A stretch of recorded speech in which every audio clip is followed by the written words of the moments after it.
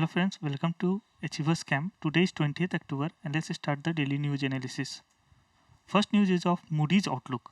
Moody's Investor Service raised Indian banking outlook to stable. Earlier it was negative. पहले जो था Moody's outlook ने हमारे बैंकिंग सेक्टर को निगेटिव लिस्ट में डालकर रखा था, अब वो उसे स्टेबल लिस्ट में डाला है. इससे ये पता चल रहा है कि हमारा जो बैंकिंग सेक्टर है वो रिवाइवल के पाथ में है. मूडी और बैंकिंग सिस्टम आउटलुक तो करता ही है रिलीज, साथ में इकोनॉमी का भी आउटलुक रिलीज करता है और इसने इस पर एस्टिमेट किया है कि जीडीपी ग्रोथ रेट जो होगा इंडियन इकोनॉमी का फिजिकल ईयर 2022 के लिए 9.3% रहेगा और अपकमिंग ईयर में 7.9% होगा. बैंकिंग सिस्टम आउटलुक में उसने ये भी बताया है कि जो क्वालिटी ऑफ कॉरपोरेट लोन जो है वो इम्प्रूव हुआ है और जो रिटेल सेक्टर का लोन का क्वालिटी है वो डिटेरोरेट हुआ है. इससे क्या पता चल रहा है कि जो भी बड़े हाउसेस को लोन दिया जा रहा था वो टाइम पे उसका इंस्टॉलमेंट मिल रहा है, वो बैड लोन में कन्वर्ट नहीं हो रहा है और उधर ही रिटेल सेक्टर में बैड लोन का अमाउंट बढ़ रहा है. इससे ये भी पता चलता है कि कोविड के टाइम पे सबसे ज़्यादा हिट हुआ है कोई सेक्टर तो वो रिटेल सेक्टर हुआ है. मूडी साथ में क्रेडिट रेटिंग भी देता है और जैसे अगर किसी को AA किसी कंट्री को दिया है तो वो हाईएस्ट रेटिंग है, मतलब वहाँ इन्वेस्टमेंट करना रिस्क फ्री है, बहुत ही सेफ इन्वायरमेंट है इन्वेस्टर्स के लिए. और अगर C है तो इसका मतलब बहुत ही ज़्यादा रिस्क है, वहाँ पैसा वहाँ डालने पे डूबने का संभावना बहुत ज़्यादा है. इंडिया का फ़िलहाल जो रेटिंग है Baa2 है. 2 साल पहले इसको ये अपग्रेड हुआ था Baa3 में, वापस Baa2 में आ गया. ये Baa2 अभी भी अच्छा है, इसका मतलब बहुत ही स्टेबल इकोनॉमी है, अभी भी रिस्क नहीं है, वैसा कोई पर्टिकुलर रिस्क नहीं है. Baa के नीचे जो भी होता है ना वो थोड़ा एक्चुअली वहाँ पे इन्वेस्टर बहुत सोच समझ कर इन्वेस्ट करते हैं. नेक्स्ट न्यूज़ जो है वो कैम्पेरियन एक्सरसाइज के ऊपर है. ये एक एनुअल मिलिट्री एक्सरसाइज है, इस पर वेल्स यूके में हेल्ड हुआ और इसे ओलंपिक्स ऑफ पेट्रोलिंग एक्सरसाइज भी बोलते हैं. इस बार के जो military exercise Cambrian military exercise था उसकी खास बात ये थी कि India has won the gold medal in this Cambrian exercise. इसमें टोटल 96 टीम पार्टिसिपेट की थी, out of which 17 are special forces. इसमें पर्टिकुलरली एक यूनिट का फिजिकल इंड्योरेंस, सेल्फ डिसिप्लिन और डिटर्मिनेशन टेस्ट किया जाता है और इंडिया को जो पर्टिकुलरली गोल्ड मेडल मिला for excellent navigation skills and overall physical endurance के लिए मिला. कुछ मिलिट्री एक्सरसाइज का लिस्ट देख लेते हैं. ये बहुत ही इम्पॉर्टेंट है बहुत सारे एग्जाम्स के पॉइंट ऑफ व्यू से, क्योंकि आजकल लगभग सारे एग्जाम में मिलिट्री एक्सरसाइज से क्वेश्चन आना लगभग मतलब बहुत ज़्यादा चांसेस होते हैं और इसका आंसर अगर याद है तो बस तुरंत बन जाता है, टाइम टेकिंग बिल्कुल भी नहीं होता है और बहुत ही कम एक्सरसाइजेस का लिस्ट है. टोटल अगर मिलिट्री एक्सरसाइजेस देखें तो टोटल 10 से 15 होगा, इसमें से मैंने इंपॉर्टेंट निकाल कर यहाँ पर डाला है. तो पहला देखते हैं एक्सरसाइज अजय वॉरियर. ये इंडिया एंड यूके के बीच में होता है. धर्मा गार्जियन इंडिया एंड जापान के बीच में. मैत्री इंडिया एंड थाईलैंड के बीच में. Exercise Indra India and Russia के बीच में. Exercise Ekuverin India and Maldives के बीच में. एक्सरसाइज युद्ध अभ्यास इंडिया एंड यूएसए के बीच में. यहाँ पे एक चीज़ देखना है, एक और एक्सरसाइज होता है इंडिया एंड यूएसए के बीच में, वो है वज्र प्रहर. वज्र प्रहर जो है ये एक्चुअली स्पेशल फोर्सेस, ये जो है ये स्पेशल फोर्सेस के बीच में होता है. ये युद्ध अभ्यास जो है वो मिलिट्री एक्सरसाइज है, नॉर्मल मिलिट्री एक्सरसाइज है, बट जो वज्र प्रहर है ये स्पेशल सर्विसेज के बीच में होता है. Mitra Shakti India and Sri Lanka. Exercise Khanjar India and Kyrgyzstan. Kunming declaration.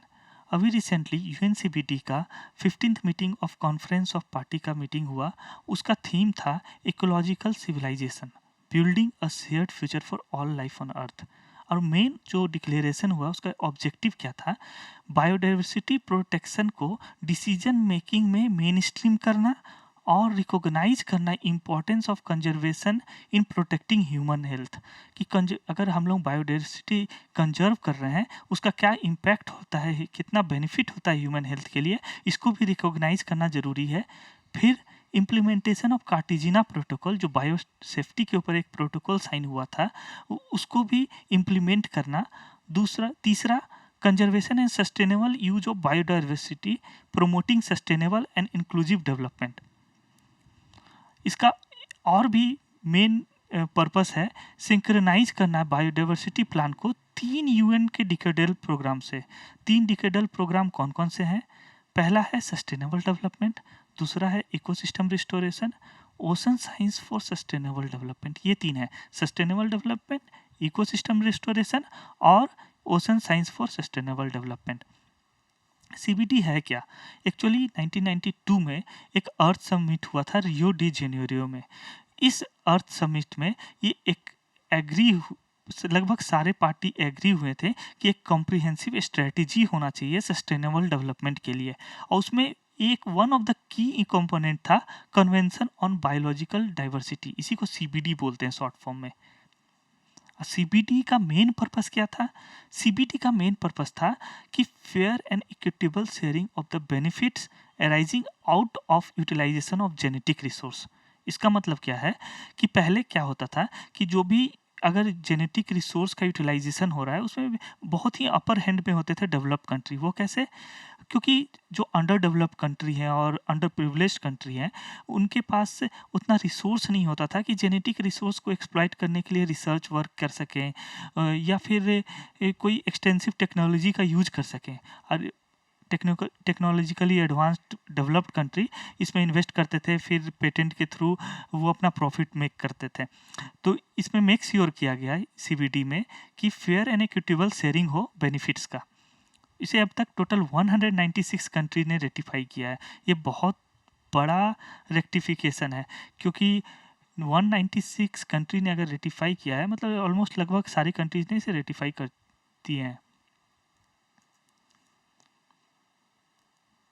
Next जो न्यूज है वो जेनेटिकली मॉडिफाइड राइस के ऊपर है। European commissions rapid alert system ने एलेज किया है कि इंडियन राइस का कंटेमिनेशन है जेनेटिकली मॉडिफाइड वैरायटी के साथ। मतलब जो भी इंडियन राइस आ रही है उसमें कंटेमिनेशन है जेनेटिकली मॉडिफाइड वैरायटी का। हाउएवर जो मिनिस्ट्री ऑफ कॉमर्स है, इंडियन मिनिस्ट्री ऑफ कॉमर्स है, उन्होंने रिप्लाई दिया है कि जीएम तो इंडिया में कॉमर्शियली ग्रो ही नहीं हो रहा है। सो कुछ कॉन्स्पिरेसी है मैलिग्न करने का इंडियाज मार्केट को। हालांकि इंडिया में अभी इसका यूज हो रहा है लेकिन कॉमर्शियल यूज नहीं हो रहा है। इसका जो यूज है वो फील्ड ट्रायल है। अभी फील्ड ट्रायल को ही अप्रूव किया गया है, ना कि कॉमर्शियल इसका यूज को। इससे पहले फ्रांस ने पॉइंट किया था कि इंडिया ही सोर्स है और सोर्स ऑफ ओरिजिन है जीएम राइस का। इससे इंडिया इतना कंसर्न्ड क्यों है इस न्यूज़ से?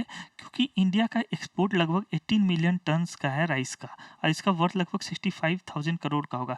तो एग्रीकल्चरल सेक्टर को बहुत बड़ा लॉस होगा अगर इंडिया का नेम इसमें मैलिग्न होता है कि जीएम राइस इंडिया से सप्लाई हो रहा है। आखिर इतना कंसर्न क्यों है जीएम जीएम चीज़ से ही कंसर्न किया क्यों है? तो पहले समझते हैं जीएम मतलब होता क्या है। ये जेनेटिकली मॉडिफाइड क्रॉप्स हुआ, और एक्चुअली इसमें क्या करते हैं कि जो क्रॉप्स के वैराइटीज़ को उसके डीएनए को हम लोग मॉडिफाई कर देते हैं, अल्टर कर लेते हैं जेनेटिक इंजीनियरिंग मेथड से।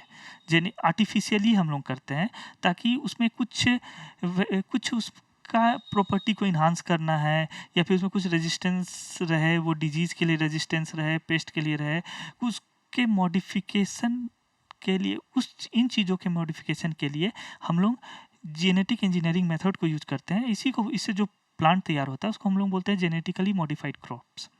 इसका एडवांटेज क्या है कि ये डिजीज़ के लिए रेजिस्टेंट रहेगा, पेस्ट्स इस पे उतना ज़्यादा हार्म नहीं कर सकते हैं, हार्बिसाइड्स के लिए रेजिस्टेंट होता है, इसका प्रोडक्टिविटी बढ़ जाता है।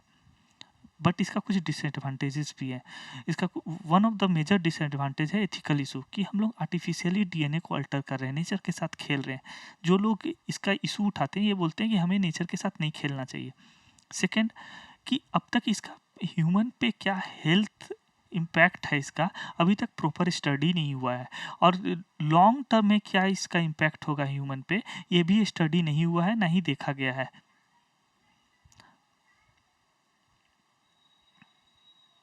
नेक्स्ट हम लोग देखते हैं कि कुछ एग्जांपल्स देखते हैं जीएम क्रॉप्स का। पहला है बीटी कॉटन, जो इंडिया में बहुत ज़्यादा यूज होता है। लगभग अब सारे जगह पे जितना भी कॉटन का प्रोडक्शन है वो बीटी कॉटन से रिप्लेस हो चुका है।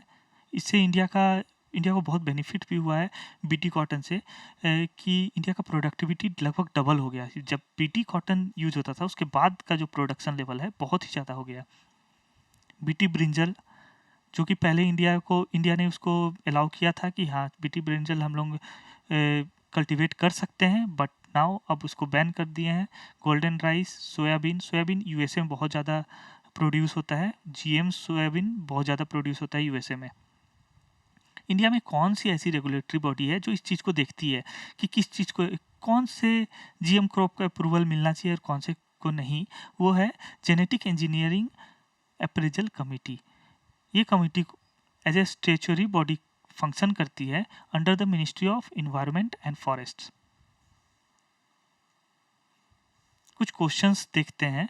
पहला क्वेश्चन है, Yudh Abhyas is the military exercise between which countries? इसका आंसर देखिए। ऑप्शंस है India and UK, India and USA, India and Russia, India and China. आज ही डिस्कस किए हैं, तो ये मुझे नहीं लगता कि ज़्यादा हार्ड होना चाहिए। बहुत ही कॉमन मिलिट्री एक्सरसाइज है ये। इसका आंसर है B, India and USA. Next, which GM crop is approved in India? BT brinjal, soybean, C HT cotton या डी बीटी कॉटन? इसका आंसर है D BT cotton. Next question है, Cartagena protocol is related to biosafety, air pollution, waste management या फिर greenhouse gases? इसका answer है biosafety. Next question है, Moody's outlook has estimated India GDP growth rate for the physical year 2022 to be? इसका answer है 9.3%। आज के लिए इतना ही रखते हैं। Thank you.